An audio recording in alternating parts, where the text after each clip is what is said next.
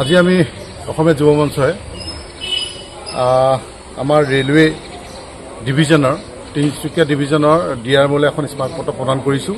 ইয়াৰ কাৰণটো হ'ল আমাৰ NH 61 যিটো হাইৱে তাত এটা 104 এটা লেভেল ক্ৰছিং আছে। সেই ক্ৰছিংটো আজি প্ৰায় 10 দিনমান হ'ল, প্ৰায় মানে এখাট গাঁত হৈ গৈছে।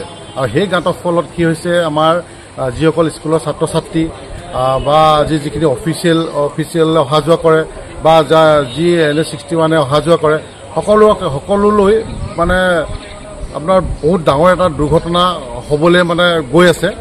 গতিকে সেই দুৰ্ঘটনা ডাঙৰ দুৰ্ঘটনালৈ যাতে নাযাওক তাৰ বাবে আমি চিন্তা চৰ্চা কৰি আমি এখন স্মাৰক পত্ৰ আজি ইয়াতে আমগুৰি ৰেলৱে আপোনাৰ ডিভিজনৰ যোগেদি আমি তিনিচুকীয়ালৈ আমি প্ৰেৰণ কৰিছোঁ আৰু আমি 5 দিন সময়সীমা বান্ধি দিছোঁ। অহা 5 দিনৰ ভিতৰত যদি এই লেভেল ক্ৰছিংটো মেৰামতি নকৰে ৰেলৱে বিভাগে, তেতিয়া আমি হাত সাৱটি বহি নাথাকিম।